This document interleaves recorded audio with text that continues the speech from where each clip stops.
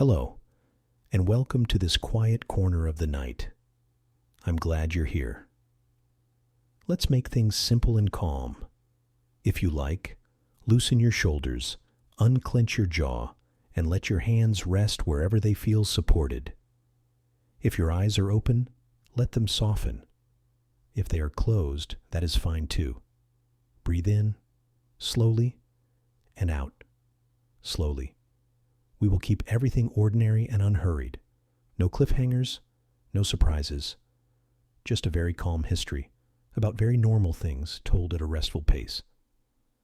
Tonight we'll follow the most uneventful subject we can find. The long, steady story of mail in the United States.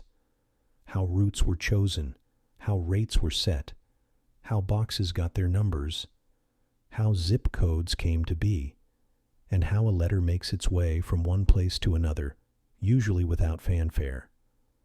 This is a story of paper, stamps, schedules, and sorting. It moves the way a mailbag moves, not quickly, not slowly, just routinely. And routine is a nice place to rest. In the beginning, sending a message depended on places that already felt familiar.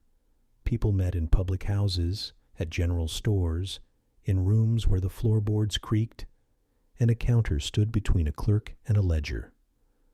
A notice would be tacked to a wall. A name would be written on a folded sheet of paper. A small bundle might wait in a cubby. Someone would come by, ask politely, sign a line, and leave again, the way a day begins and ends without remark. Early mail found its earliest homes in common spaces. The first habit of a postal system is simply to be findable, to be a place you can point to, a place you can walk into, a place where a clerk knows that letters wait and people come. There were roads, and there were riders, and there were stages. There were distances that seemed long and later seemed ordinary. There were mileposts, and there were schedules marked not in seconds, but in days. Calm, square days that fit on a wall calendar. Any system of mail begins with two questions: how far and how heavy. To answer the first, you measure. You measure the length of a road, the width of a river crossing, the time it takes to pass a hill in fair weather and in rain. You count the miles, and you count them again, until the numbers are familiar. To answer the second, you weigh. You set a scale on a counter and gently place a letter upon it. The needle tilts, finds its balance, and points to a number that tells a clerk what to charge. With distance and weight, you make a table. A table is wonderfully restful. It is just columns and rows, with headings that do not argue and figures that do not hurry. The table says, if this, then that. If the letter weighs this much and travels this far, then the price is quietly this. People bring their letters to the counter. They pay the price, which is not mysterious. A stamp is affixed. A postmark is impressed. And the letter joins other letters, each one patient, folded, and addressed. To carry letters, you need roads with names. A road with a name can be found on a map. A road without one is only a line through the trees. So, roads are named and numbered. Some are called post roads. Some follow old paths along rivers. Others run straight where the land allows. With the measured economy of a ruler on paper, schedules are made to fit these roads.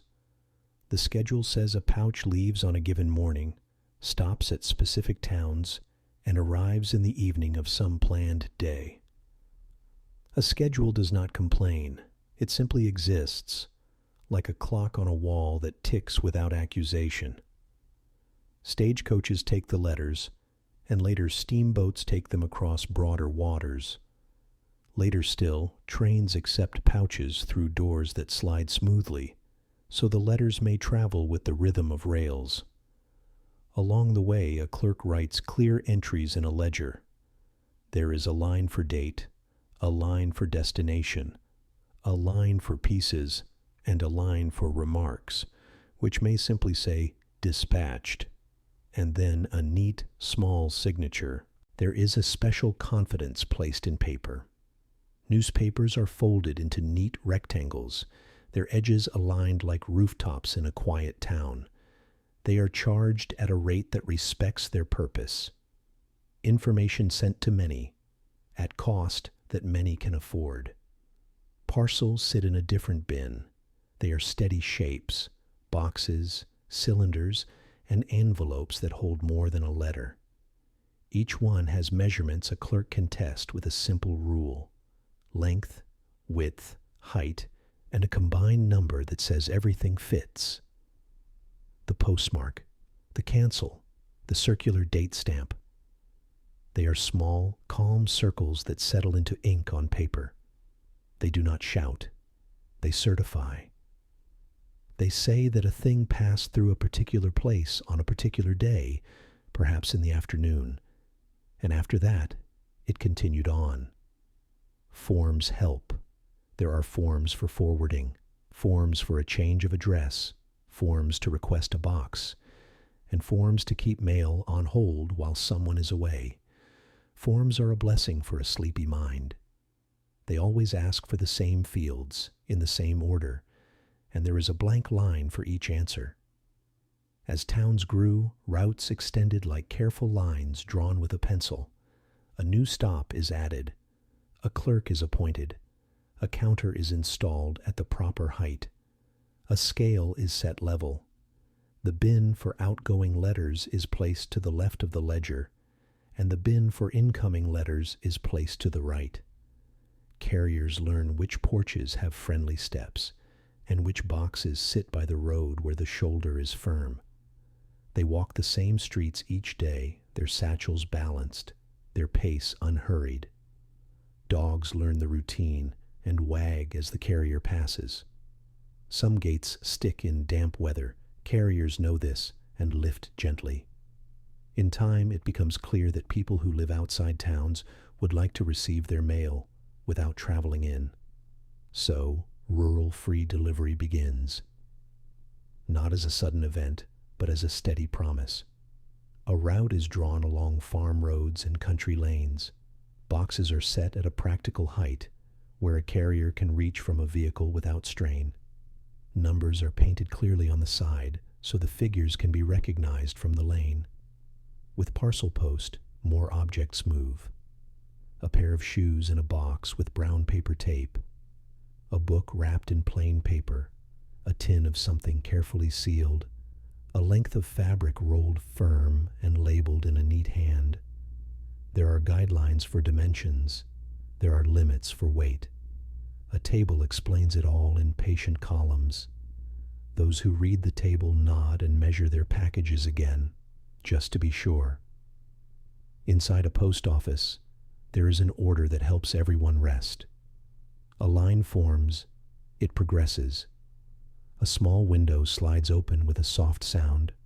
A clerk says hello, and there is a scale, and a pen, and a small sponge that dampens the hinge of an envelope if needed. P.O. boxes line one wall.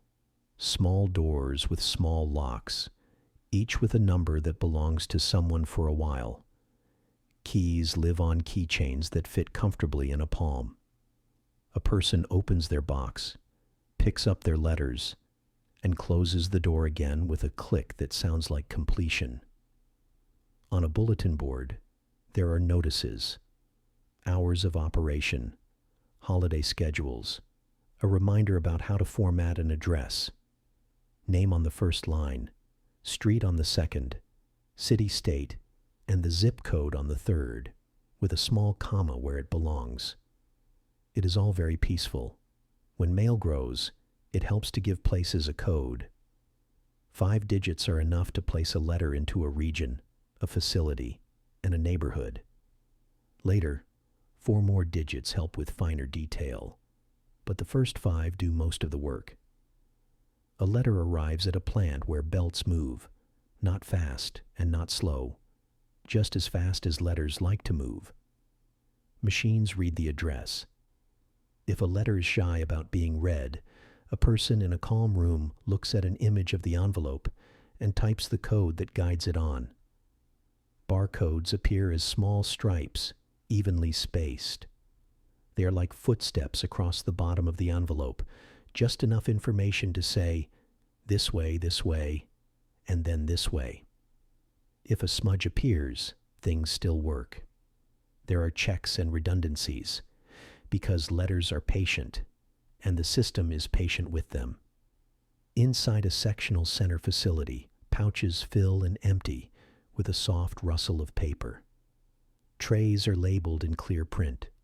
Carts roll along marked paths on the floor, and a sign says where to park them, so the next person will find them without asking. Let's follow one letter.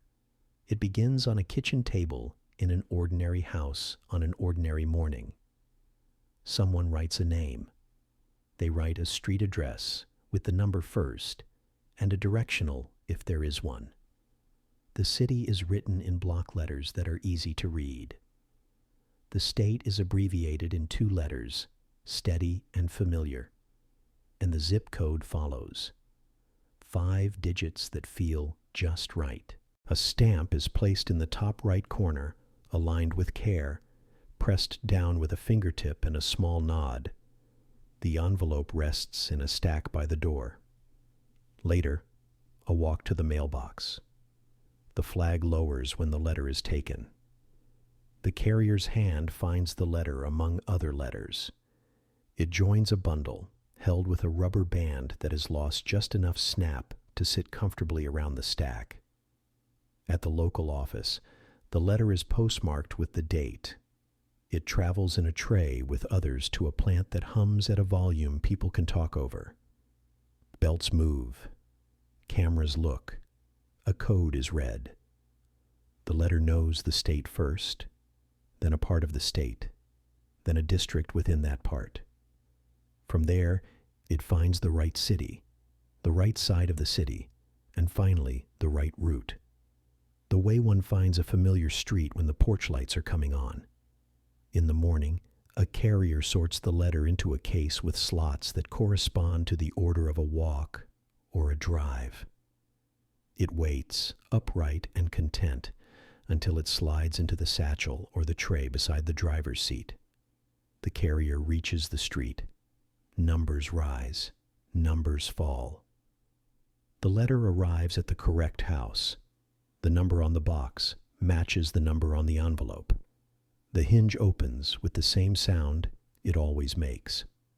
The letter goes in. The hinge closes. In the quiet of the afternoon, someone opens the box and finds it. The letter has completed its journey. There was no rush. There was no drama. There was just a system that did what it said it would do. You can rest with that thought. That quiet systems exist in the world, built from tables and schedules, and people who show up each day to do ordinary work carefully. If you are still awake, you can let the details recede now, like a postmark that fades just a little with time. If you are drifting, you can drift farther. The roads are named. The boxes are numbered. The codes are written, and the routes are known. Everything is where it belongs, and it will be there in the morning. Good night.